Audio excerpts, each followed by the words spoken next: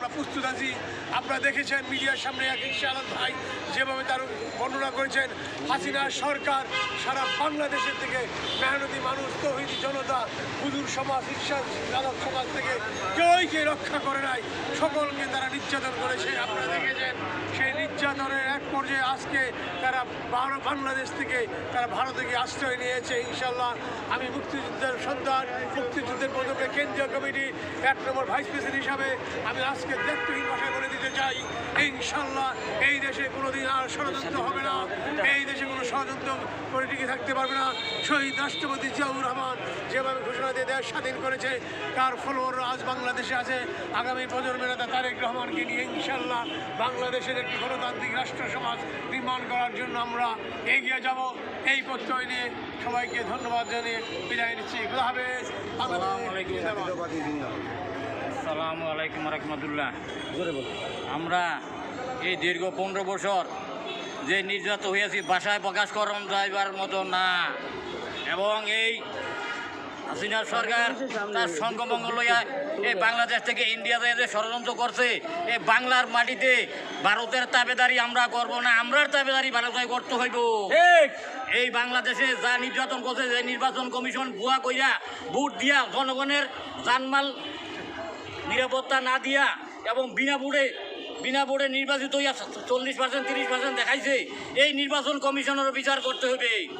এবং রকিবউদ্দিন কমিশন এবং হুদা কমিশন এবং সর্বশেষ হাবিবুল্লাহ বলো পদত্যাগ করছে, আর ওই 2 কমিশনের পদত্যাগ চাই। এই বাংলাদেশের 15 বছরে নির্যাতিত হয়েছে না আলেম ওলামা হইতে সব মানুষ একটা কথা কইতে পারছে না, একটা অফিস আইতে পারছে না।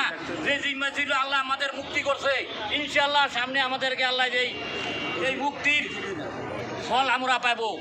এই যে কাউয়া কাদের বলছে বাংলার মাটিতে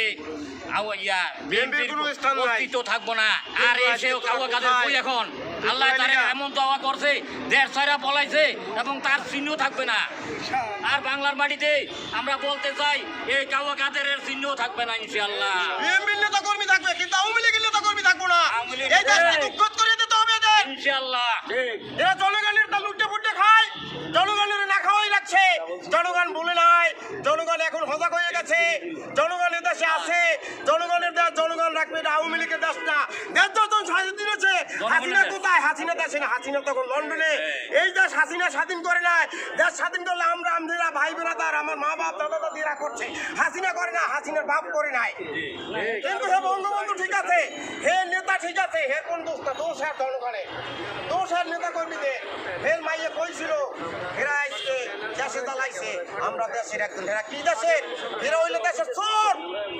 হাসিনা দেশের চোর, হাসিনা দেশের চোর, কাউয়া কাদের চোর, ইব্রাহিম চোর। ইব্রাহিমের দাড়ি কামাইছে, ওর জুতা মারা উচিত। ওর দাড়ি আল্লাহর নবী সুন্নত, ও দাড়ি কামাইয়ে বলাইছে। আমাদের কোন বিএনপির নেতা কর্মী দাড়ি কামাইয়ে বলাই নাই। আমরা বাংলার বুকে আছি আর থাকবো। তারেক সাহেব আবার আস্তে আস্তে ফুলের মালা দিয়ে দাঁড়িয়ে আনবো, আল্লাহ রহমত ইনশাল্লাহ।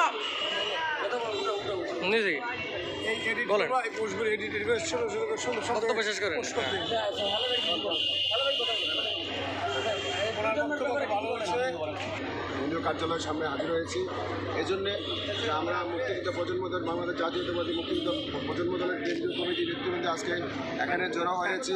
এখানে আমাদের একটাই প্রতিবাদ, আজকে প্রতিবাদ হচ্ছে ভারতীয় আগ্রাসন এবং হাইকমিশনারের মধ্যে যে হামলা করেছে, এরা খুনি হাসিনার, ফ্যাসিস্ট হাসিনার নেতৃত্বে এই বাংলাদেশে এই প্রধানমন্ত্রী খুনি হাসিনা বিদেশে গিয়ে, ভারতে গিয়ে বাংলাদেশে চক্রান্ত করতেছে, বাংলাদেশে একটা উশৃঙ্খলতা তৈরি করার জন্য চেষ্টা করতেছে, এবং তার এই চেষ্টা আমরা সফলতা দেব না। আমরা মুক্তিযোদ্ধা প্রজন্মের দল সবাই ঐক্যবদ্ধ। আজকে বিগত 17 বছর দেখেন মানুষের মৌলিক অধিকার, ভোটের অধিকার এই খুনি হাসিনা ফ্যাসিস্ট সরকার হরণ করেছে। এই গত 14, 16, 18 নির্বাচন, 24 সালের নির্বাচনকে কেন্দ্র করে বাংলাদেশের মধ্যে দেখেন এই মানুষের ভোটের অধিকারকে হরণ করেছে, গণতন্ত্রকে হরণ করেছে, এবং এই নির্বাচনকে কেন্দ্র করে পুলিশ বাহিনী বাদী করে এই পুলিশ বাহিনী দিয়ে বাংলাদেশের নেতাকর্মীদেরকে দমন করানোর জন্য এই লক্ষ লক্ষ মামলা 1.5 লক্ষ মামলা দিয়ে 60 লক্ষ আসামি করে পুলিশ দিয়ে বাংলাদেশকে একটা জেলখানা পরিণত করেছিল।